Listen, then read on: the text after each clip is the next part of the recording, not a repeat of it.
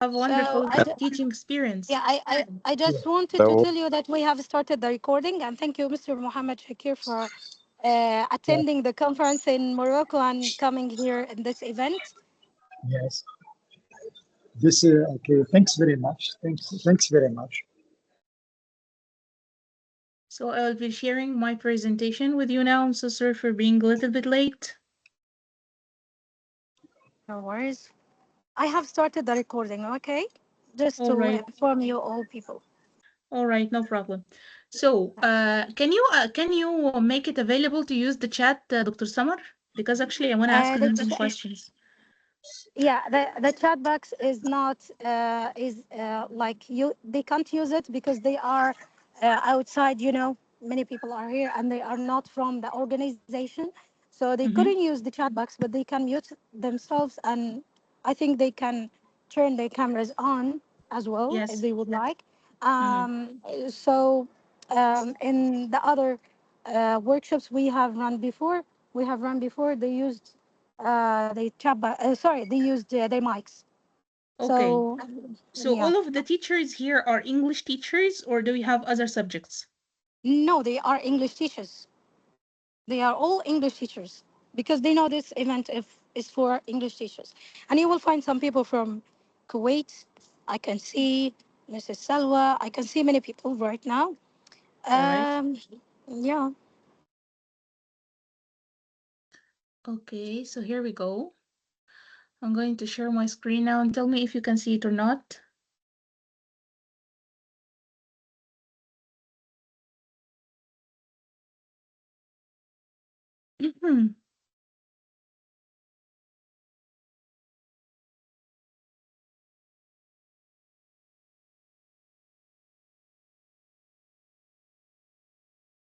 Yeah, we can see our Cinderella right now.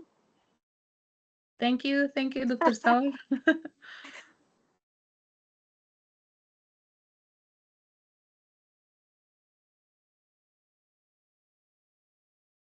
I hope that you can see this. Yeah, and now we can see your screen. It's black. Yeah. Okay, we can see it clearly. Thank you. Okay, so the first question that I want to ask to you, tell me what comes to your mind when you hear the word assessment. So, as Dr. Summer said, you can use your mics, so I need to hear from you.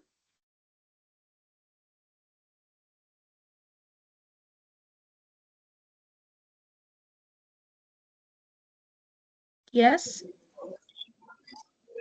Uh, can I intervene? of course, you can. Well, when you talk about assessment, whenever you want to give okay training or okay formative things to students, you have to know the needs of Mm-hmm, students. Okay, so you have mm-hmm, short-term, mid-term objectives. Assessment, it means you have the ability to detect the weaknesses, the weak point and strong point of students. To know so that to enhance motivations to the students. So we're not teaching just like that. Teaching you have to know what is going on the brain of students, okay, and what are the links of communication that we need. So assessing, it means trying before because you have when you have a group of students, you have many levels. So you have to assess, okay, the level of students, okay, so that you come up with a okay with that, okay, a very important way to teach. So because when you are bringing things high, some students don't get motivated, and vice versa. So okay, so you have to come up with a medium, okay, assessment to know how to teach. It is one of the keys of teaching methodologies. But a teacher or a professor who cannot assess and know the level of students cannot achieve, okay, his job as a teacher, as a trainer. Thank you. excellent. Thank you so much. I really appreciate your contribution, and it's really valuable. So, can I hear from anyone else?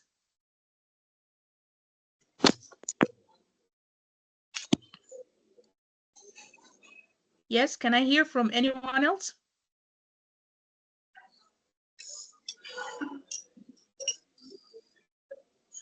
Okay. Thank you so much. I really appreciate being with you today, and I'm so happy for the kind invitation from Dr. Samar. Let's talk about our topic for today. Our topic is entitled Formative Assessment That Actually Works. Now, let me introduce to you the session objectives. By the end of this interactive session, you will be occupied with the knowledge and tools that transform your assessment practices. So first of all, we're going to learn how to distinguish between the formative and summative assessment and understand their respective roles in the learning process. After that, we're going to be identifying the effective formative assessment and recognize the core characteristics that make your formative assessment truly impactful for student learning. And number three, we're going to design practical strategies, at least three actionable formative assessment techniques tailored for your specific subject or your lesson plan. And of course, we're gonna deal with the English language so much, so we're going to know how to make this in our English classes. And also, we're going to provide a forward-moving feedback, learn how to craft an effective feedback that generally guides your students towards improvement and deeper understanding rather than just assigning grades and general words. And also, we're going to touch utilizing the digital tools, and we're going to explore some powerful digital tools that seamlessly integrate formative assessment into your online and blended learning environment. So we asked this question, type one word that comes to your mind when you hear the word assessment.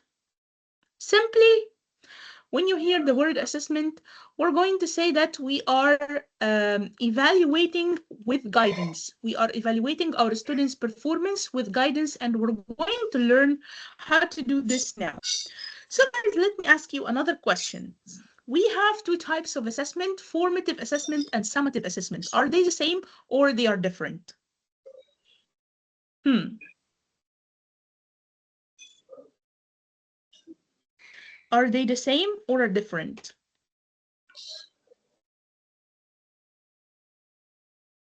I need you to use your mics and speak, okay? It's actually a space of discussion. All right? Formative assessment and summative assessment. Are they the same?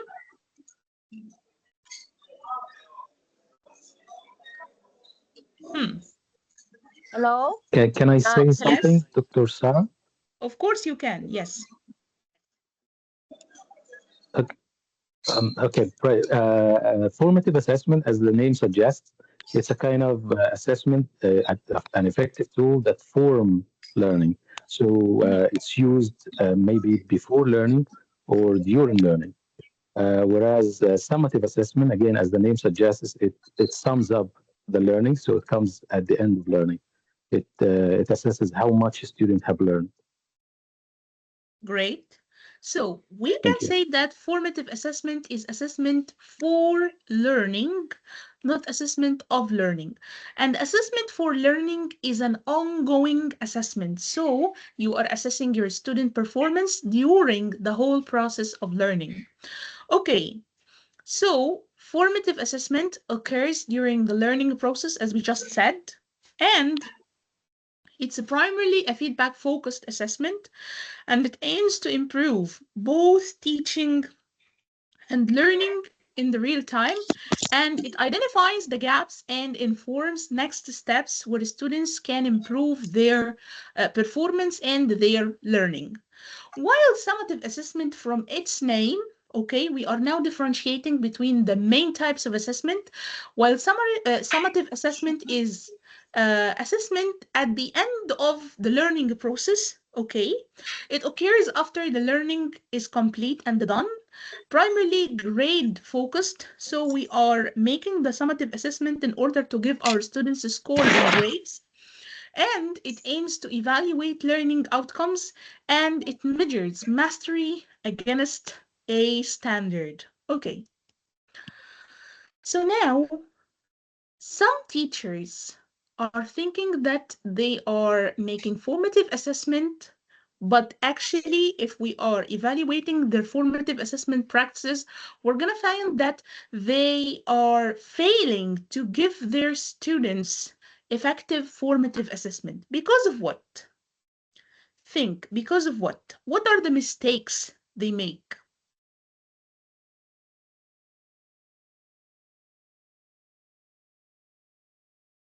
Hmm,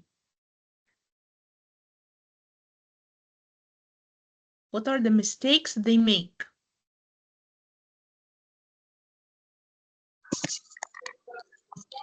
Understanding the difference between informative and summative, I think for that, because we have to يعني firstly know the level of my student to measure the progress of my level or something like that. So maybe they are confused between formative and the summative, I think something like that. Okay. Okay. I'm But, going to stop here at this point. Actually, so guys, we differentiated we differentiated between the formative assessment and the summative assessment. We said that formative assessment, we call it ongoing assessment, assessment for learning, which means we are accomplishing this type of assessment during the whole process of learning in order not to just improve my students' performance and my students' learning, but also to improve my teaching style as well, because I have to modify from time to time according to what my students needs. Okay, what my student need, and um, and also regarding the summative assessment, we are talking about the summative assessment from its name. It's at the summit, at the end. Okay, so we doing summative assessment when the learning process is completely done in order to evaluate the whole performance for the whole semester or for the whole month or for the whole course book. We are evaluating our student performance, not to give them feedback and ask them to improve, but this way or this time in the summative assessment in order to give them grades. These grades reflect their mastery of the content matter or of the course book or of the skills included in certain subject, uh, according to some standards. So to which extent did they master this skill? To which extent did they master this, or did they acquired this piece of information? So we have standards now, and we are evaluating our students' performance in front of these standards or versus these standards. And of course, there will be grades. Some students will get high grades, some students will get middle grades, and some students will get low grades. So we need to make a remedial plan for them. So this is actually the difference between the formative assessment, which is our topic or which is our main focus for today's topic, and the summative assessment. I hope now the difference is clear between both of them. Going back to talk about the formative assessment, we need to know what are the mistakes that teachers make that will lead to that their formative assessment is going to be failed. Okay, Yeah. they are Hello. not yes, hello, they are not making good formative assessment for their students. Yeah, I think that the idea of failure on the teacher's part is mainly when the teacher is not successfully achieving to know the level of his student, because mainly in the class he has two types of levels: high level and low level. So the strong student and the low student, the weak student. And what I mean, the teacher can fail here is because maybe we have only students who are strong, their level is strong, they are participating and they are interactive with the teacher, whereas the other group, which is who are I mean students who are weak, and the teacher is not maybe practicing or doing differentiation. So he's not maybe giving to each group what types, different types according to their level of English. So I think that the failure is when he focuses only on one group of students who are strong, and Excellent. he cannot achieve maybe to give or differentiate the weak students. Yeah. Yeah, thank you so much. I really appreciate your contribution. Actually, what's your name? I'm so pleased to Maria. hear your voice. Sorry, Mariam Atrarim from Casablanca. Welcome, welcome, Mrs. Mariam. So, what Mrs. Mariam said is completely true. Relying on or calling on volunteers only, this provides inaccurate picture of the overall class understanding. Maybe you have shy students, or maybe you have some excellent students who do not prefer to show up, who do not prefer to show the teacher that they know everything.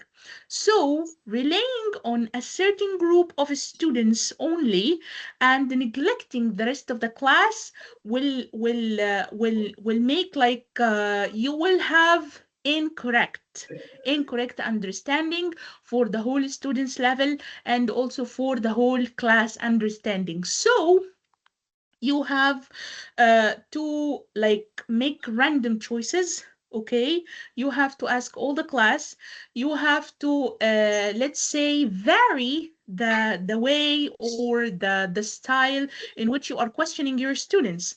You may nominate them with the spinner wheel or with the name picker, or you maybe use something like class dojo, because actually it randomizes also student nomination. So you will make sure and you will be able to choose the whole class. So no one will disappear. No one will be shy. No space for escaping from answering questions. So this is actually one of the big mistakes that most of the teachers make, which is depending on certain group of students and neglecting the other class. Also, Sorry, I want to add Okay. an idea. Sorry, if can I intervene, please? of course, Say yes. Mohammed Shakir, Casablanca. Hello? Yes, I'm with you. I can hear you well. Yeah. Guys, Okay, is it possible? pardon me if I'm a little bit absent because actually I'm not familiarized so well by using Teams. And right now, while I'm sharing my presentation, I cannot see you all. I just see the presentation, so this is actually what makes me a little bit absent. Okay. Yes, you can go. Well, I'm sorry to interrupt you because I have heard that we have said that I'm weak and strong students. So for me, you should take into consideration sociological and psychological aspect of student. If a teacher says that a student is weak or strong, it is a kind of judgment. So a teacher or a professor never label students because so there are some students who are excellent from my own experience and they never speak.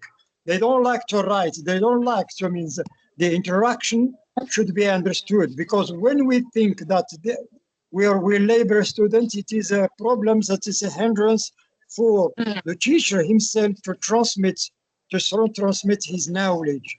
They never judge students, never label them with strong or weak. When we say we have a brain, as far as the brain is correctly functioning, so intelligence exists. So never judge, never say that it's weak.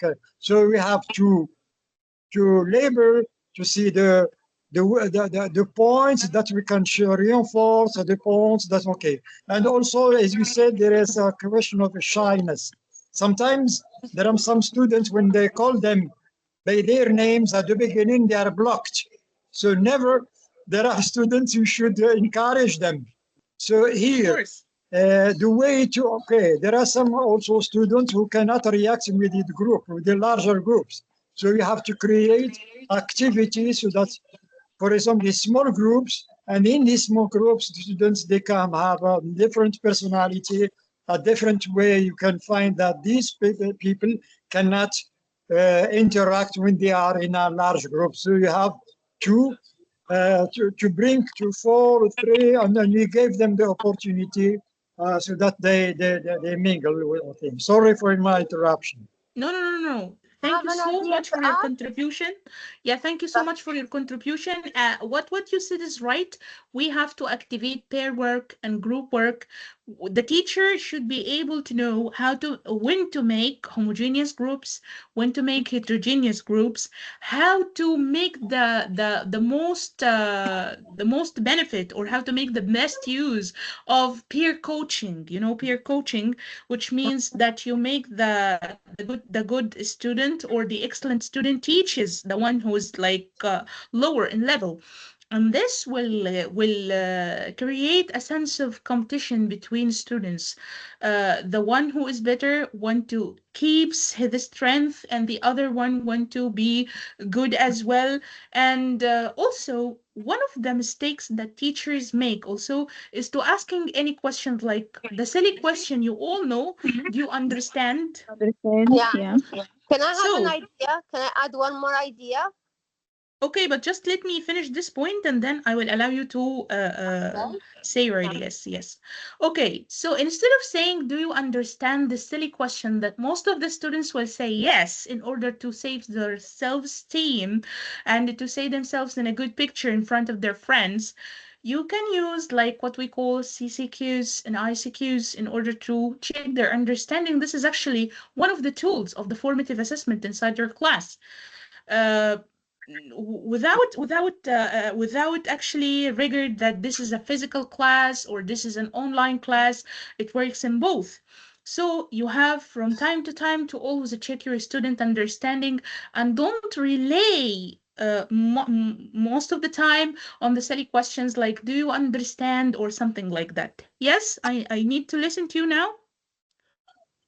Okay, the idea that I want to add is the teacher also has this problem of lack of motivation. He maybe he doesn't motivate the student enough to have the courage to talk, and the self esteem to give their opinions. So in this matter of motivation, he has to do a lot with activities that make the interaction between students, as you said, peer learning, or maybe role play, or we have a lot of activities in this field. So some teachers, I'm not talking about all the teachers, of course, but I'm talking about when there is failure in this formative assessment, it means that a lot of criterion are involved in this period of learning. So I think that's the idea of motivation.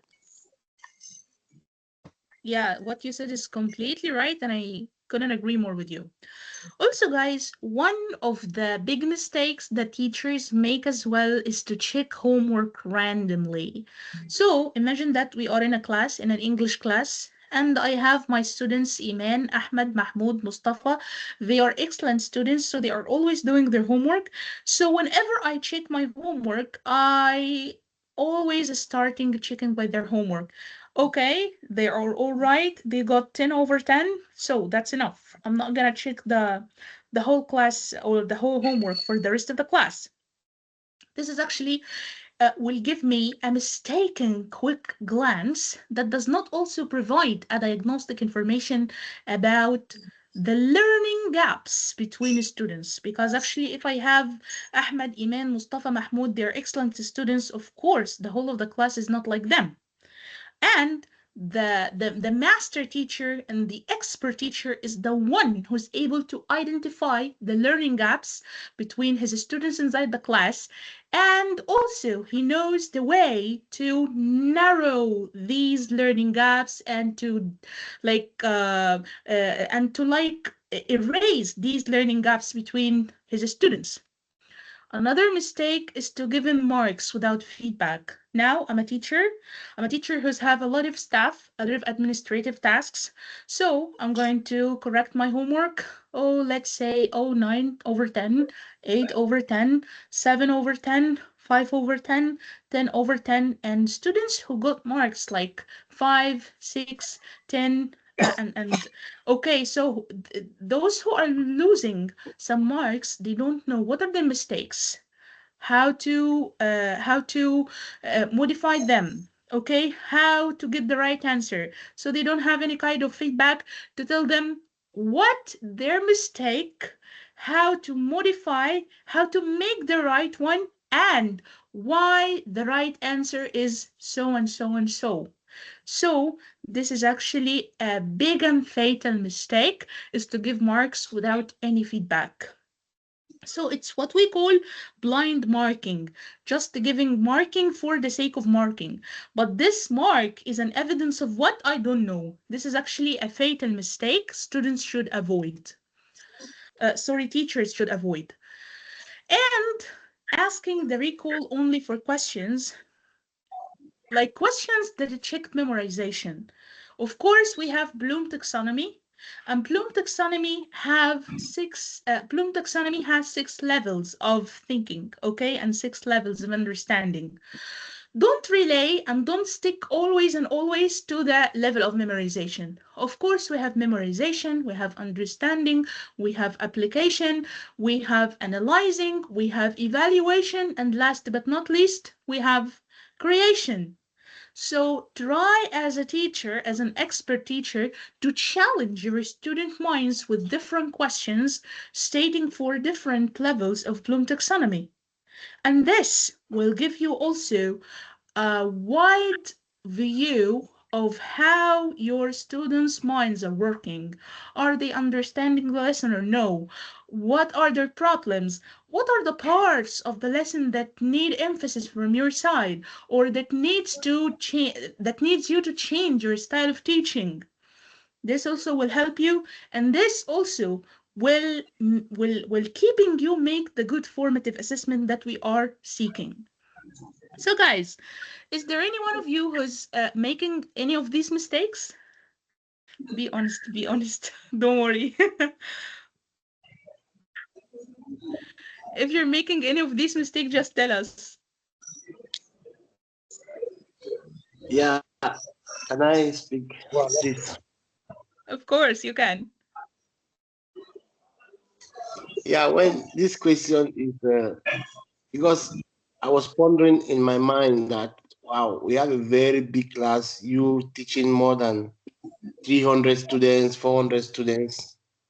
Wow, to check their assignments is not easy. So I don't know in such situation how do we do?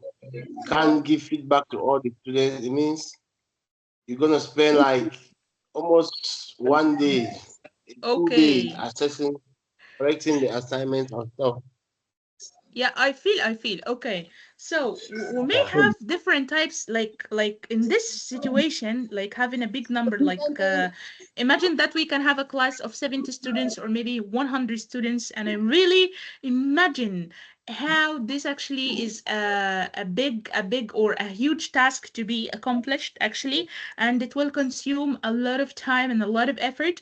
And instead, we can verify the ways with which we can give feedback, and also at this time we're going to encourage our learners to be let's say self-evaluators. Okay, so if we are having, for example, this is for example, I'm not saying that this is for all situations, but if we are having, for example, a writing task, we may give our students a checklist, for example. We may give them a rubric in order to give them, okay, that your writing or your task will be evaluated based on one, two, three, four. So at this time, they have a background on the basis upon which they will be evaluated. Okay, this will facilitate the process of evaluating for me, and also for the big numbers like this and the big classes. I may use the AI. It will facilitate the matter for me, and it will save time and effort as well. It will give me good feedback. So, what are the 3 essential conditions for effective formative assessment? First of all, I have to identify and I have to make sure that me and my students know where they are now. So what is this problem? What is their problem now? Okay, so we have to gather evidence of students learning through various assessment strategies to pinpoint the current understanding or the current misconception that needs to be modified or that needs to be worked on. And then we have to identify how to close this gap, how to modify this misconception, okay? And then we will provide targeted, actionable feedback and adjust the instruction to help our students bridge the gap between their current state and the learning objective or the desired change in their learning.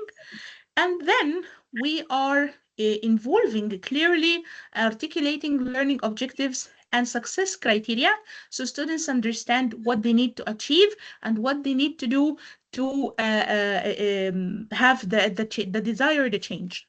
Okay, so let us now talk about some high impact formative assessment strategies. I need to know before I go to what I prepared. I need to know from you, what are your strategies for effective formative assessment for your students?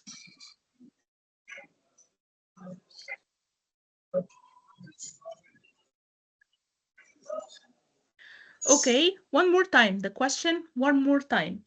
I need to know from you, what are your high impact formative assessment strategies that you do with your students? Yes, sorry. Can I have, can I say? Okay, of course, yes. Move on. I think at the end of the yeah, at the end of the session, like for instance, Mhm, or at the end of the week, it depends on what I have to deliver as a lesson. I ask them, what did you learn from this session? At the end of the session, I say, what did you learn? What have we seen together so far? Can anyone remind me? So these questions, I'll have some students repeating what we have done. Some mhm, others, they might have forgotten, but mhm. when the strong one will repeat the idea or the vocabulary, or for instance the grammar session, others are going to remember.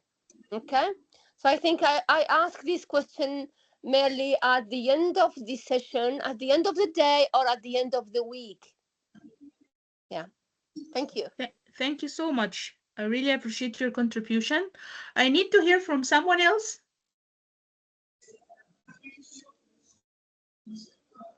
I need to hear from someone else. Hello everyone. Hello, Can I hello, speak? how is everything? Ramadan Kareem to you. Yes, I need to listen Can from I you.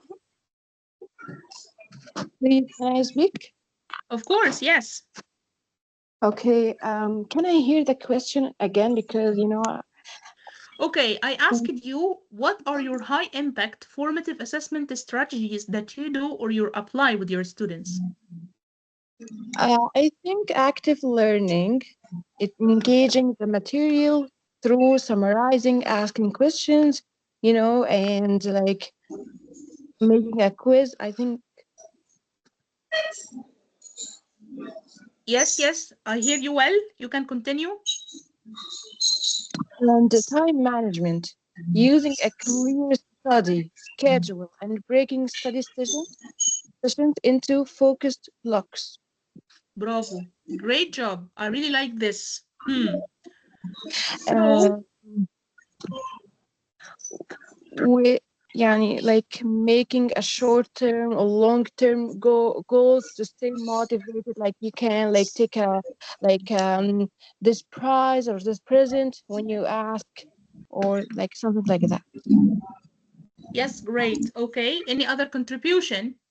I need to hear from you. It's guys, it's a space for discussion and sharing insights. Spaced, I have, for example, yeah. spaced repetition, just like review vocab and grammar, Mm-hmm. and periods sometimes, and immediate feedback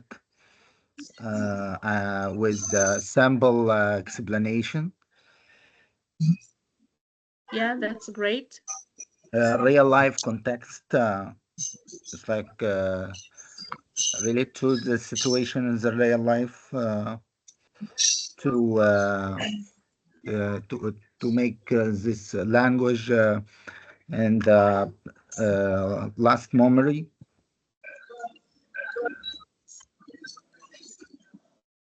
All right, thank you so much. So, what are we going to mention now is some simple but really effective formative assessment strategies that each and every teacher, not just English teachers, but the whole teachers for math, science, English, even French, German, can apply in the class. So first of all, we're going to talk about cold calling with thinking time. So instead of asking the common question, who can answer, then Muhammad, who is the first of the class, Anna teacher, me, miss, and yeah, oh my God, he's distributing and confusing all of his students or all of his classmates. No, we're not gonna do this anymore. But let's try these strategies. First of all, to ask a specific open-ended question. Then, after presenting the question on the screen or on the board or even on the presentation, like what I'm doing now, provide like 30 or 40 seconds of dedicated thinking time for the whole students. And then using the spinner wheel, as I just said, or using the popsicle sticks or the random name picker, call some students to ask them to answer these questions, and not just, and don't do this and that's all. Okay, but name some other students to ask them repeat what their classmates said. Okay, so I'm not only checking their understanding only, but also I'm promoting their active listening. Okay, so Mahmoud answers this question, it's not done. The teacher is going to ask what Mahmoud said, what Amira said. So I have to be attentive with what they are saying. Okay? Okay. So the cold calling with thinking time is one of the high impact strategies that you can do in order to make good formative assessment for your students. And this promotes the cognitive engagement for every student as they know they don't know who's going to be nominated. Okay, so they are telling themselves maybe I'm the one who will answer the question. So it's not eligible to say to the teacher that I don't know the answer. So I have to work, I have to use my mind, I have to search, and I have to search an answer for this question. Okay? And also, this strategy is fostering deeper processing of information. If you are in an online class, you may use these things. You may use the Zoom annotation, okay? You may use Jamboards, and you may use Padlet, and Padlet is one of the fantastic platforms for the individual work and also for the group work. And you may use the direct chat responses. It's an amazing way to help you make an effective formative assessment for your students and also help them to be engaged and help them to be interactive with you at the same time with the same amount of participation for each one of them. Okay, now I need you to act this task using your preferred tool. Write one sentence defining the formative. I'm so sorry. I have something like a black box on my screen, so I can't see. I can see. Okay, using your preferred tool, write one sentence defining the formative assessment. Using your preferred tool, write one sentence defining the formative assessment. So what is formative assessment right now from your point of view?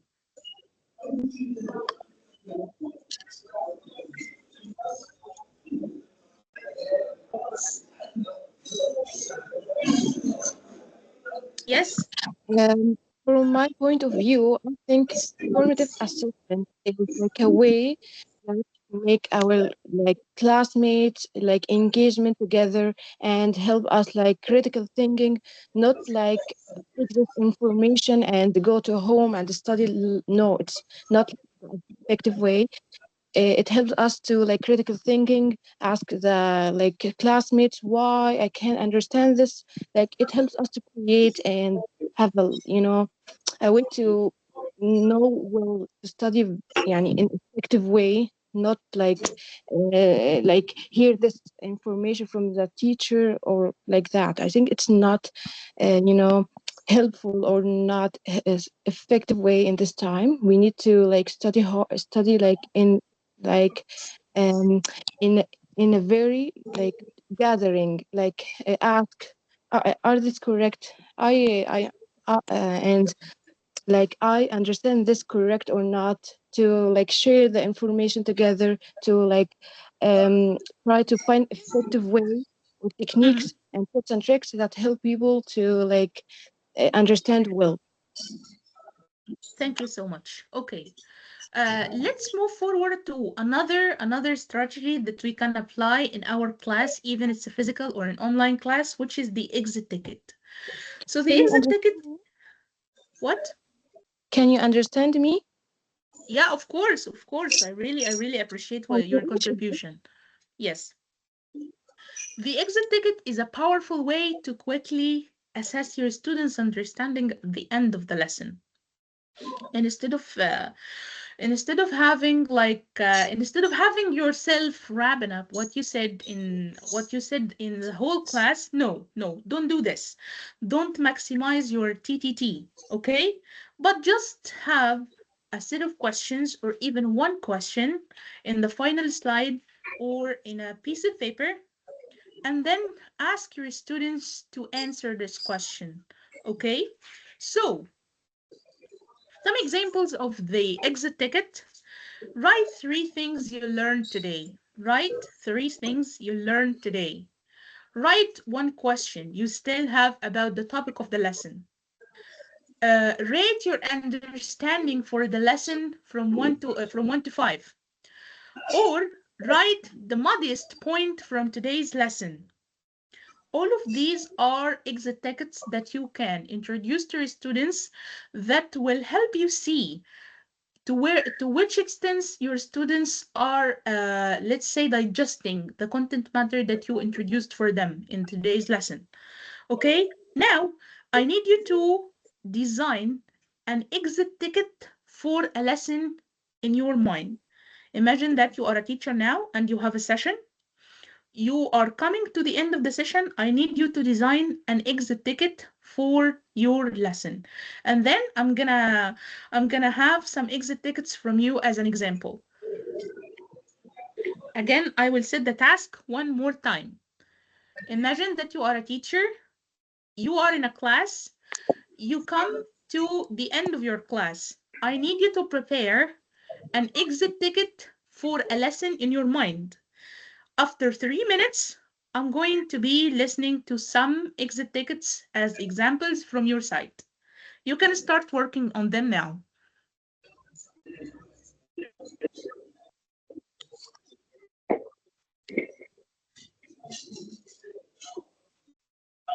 Sorry, I didn't get your question. Do Again, you, again, again. You do are you? a teacher in a class. Can you hear Yes, me well? yes. You are a teacher in a class and you come to the end of your lesson. I need you now to design an exit ticket for this lesson and then share it with your colleagues. So I'm going to imagine myself a student, not a teacher. No, no, not as a student. You are Uh, preparing an exit ticket for your students. okay. Yes. So Thank you. Fine. I need to see your exit tickets right now. Okay. Good.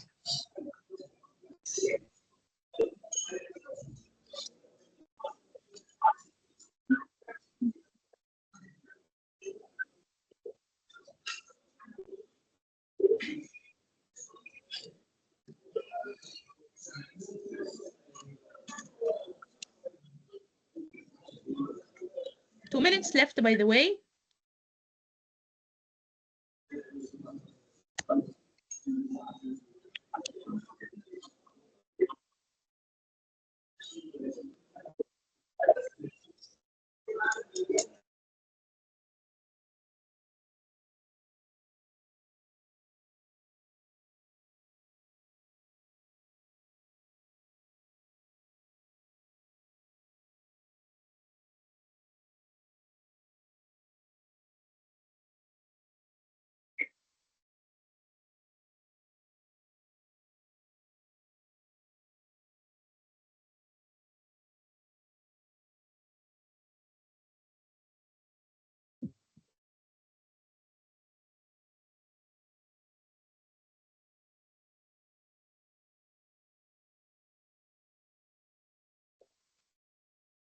One minute left.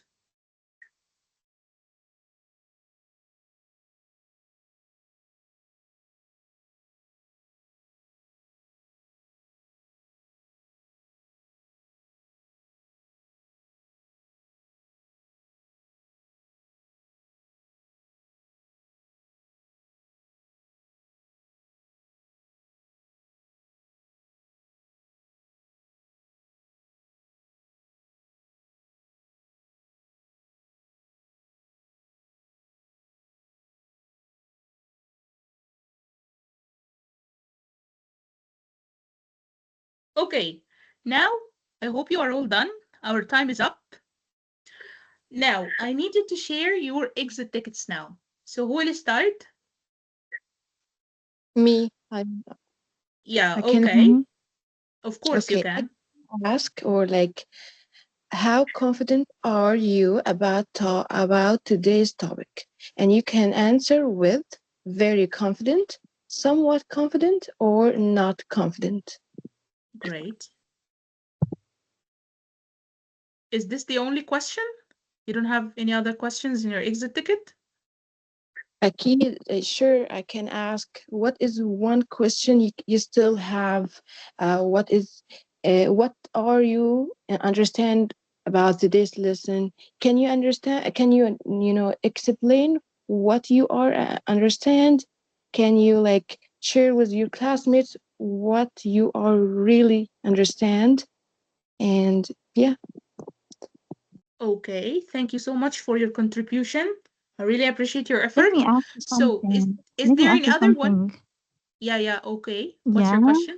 Okay. If I wanted to write my exit tickets, I have to say what did you understand or what if you have your a question or that topic. If my مثلا topic about community and I write, please imagine you are a volunteer. How do you help your community? Is one give me some ideas, for example? It's It more will than be wonderful. It's more than wonderful. By the way, exit tickets are not like Holy Quran.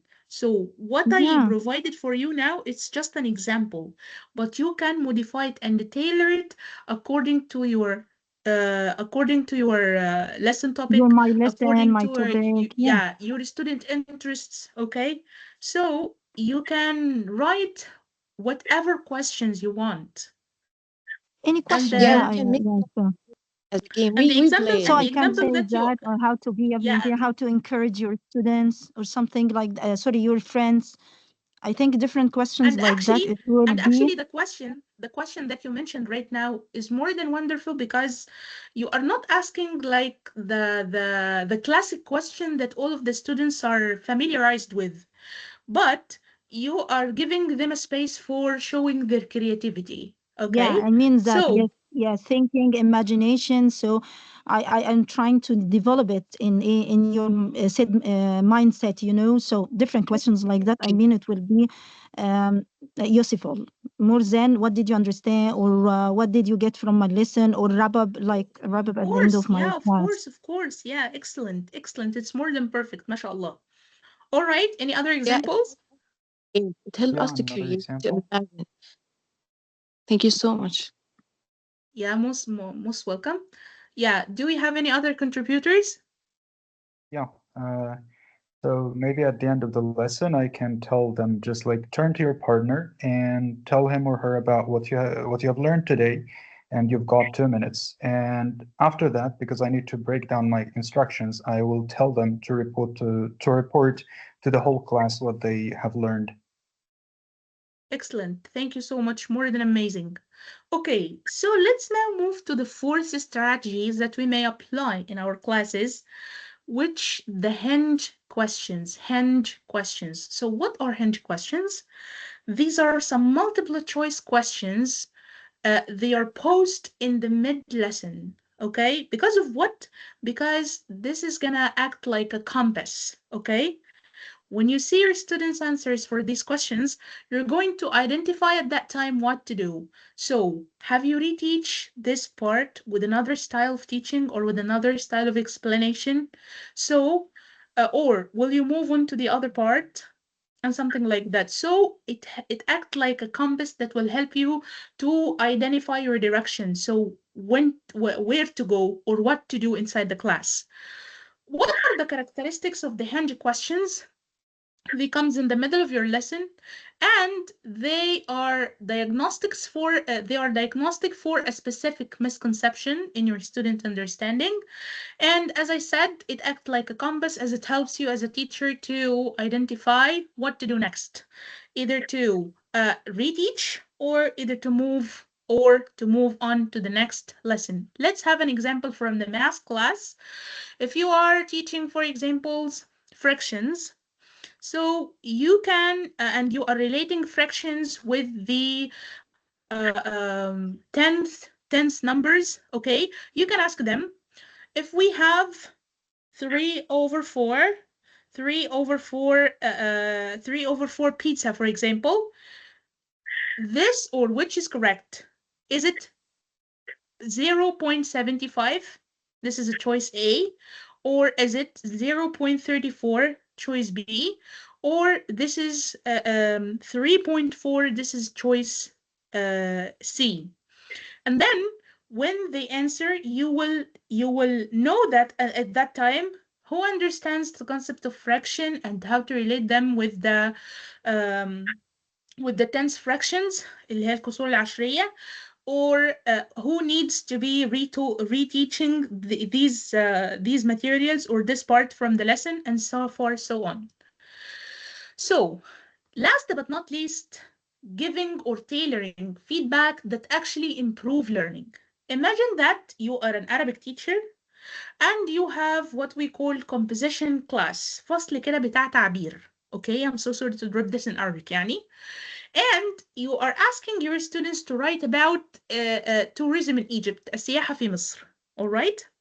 After writing, you are giving your students general comments like good job, like this is wrong, or you are giving them some grades only. Okay, so what are the mistakes in these things?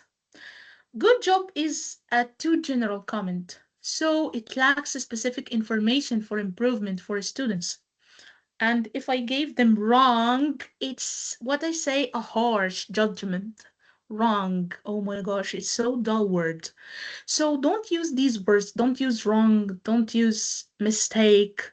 Even don't make a big red cross in your students' papers, because actually they are disgusting and they are frustrating students. Okay.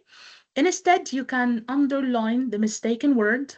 You can provide, let's say, um, key feedback, which means if I wrote here subject or S above the word, this means that the subject needs to be modified.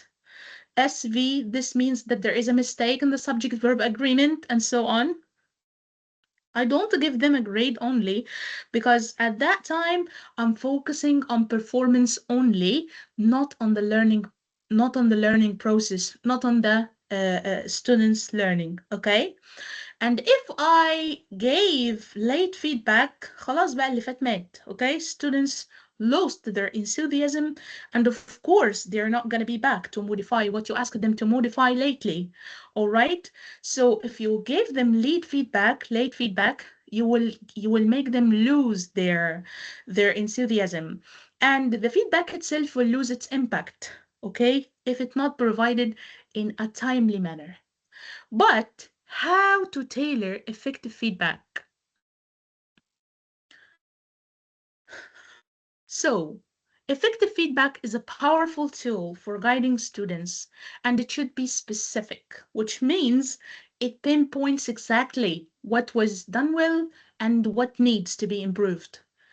And your feedback should be task focused, which means that it should relate directly to the learning objectives and the success criteria you are giving your students in the beginning of class. And also, your feedback should be actionable. Actionable means it can be done, okay? So it provides clear steps or clear remedial plan and strategies that students can take step by step to improve their performance and their learning. And it should be timely, which means to be delivered while the learning is still happening or still fresh in students' mind. So you can use this structure. You did so and so well, and try to improve so and so and so by using 1, 2, 3. So in this way, you are giving your students a complete guidance, a whole way plan or whole road plan for how to improve themselves. Okay, thank you so much for being here. I'm so happy to be with you. Don't leave, please don't leave, because we still have a space for questions if you have questions, and we still have also a surprise for you. Are you with me? Sorry. I No. said, I said, Okay. now is the space for questions. Okay. Uh, So, Hello. yes, hello, do you have any question? Yeah.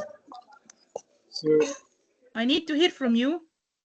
yes. Okay. Well, Mohammed, I would like to, Casablanca, I would like to ask you, at the end of this conference, thank you very much for your participation. Okay. Thank you. So I want to ask you, is it possible to have a copy of all the conference you gave here? Where can we have all the written forms that you have given? Is it possible? If you need a copy, actually, I can't get your voice well, Yes, but if you need a yes, copy of yes. the I need a presentation, copy. Okay. So I yeah, of didn't have course, time to take I notes. will I I was will just send it to listening. I Is will it send it to possible? Dr. Samar. I will send it to Yeah, Dr. Samar, and inshallah she will find a channel or a yes, way to send it to you. Yani, it's yes. my pleasure to have it, wallahi. And I'm so happy Thank to you. be here with you. So, Yes, is thank there any other you. question before I Uh, move to my surprise? yes. So I how? wanted to ask. Okay, will you send it to the email or okay? How? Okay. My email and my contacts, you mean? Yes. Okay. Okay. We can give you my. Yes, is it possible? Yeah, Yes. of course. I'm gonna give them also. I'm gonna include them in the PDF, and you can use Okay. them to contact with me. It's my pleasure. Okay.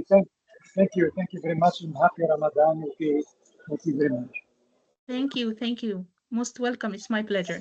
طيب طبعا انا بس يعني عايزه اخرج من الجو التقليدي. انا هتكلم بقى بالعربي، خلصنا المحاضره لا خلاص. كده. عايزه اخرج من الجو التقليدي بتاع المحاضرات اللي هي العلميه المليئه بالاكاديميه اللي ما فيهاش سبيس فور فن يعني. ولكن احنا عارفين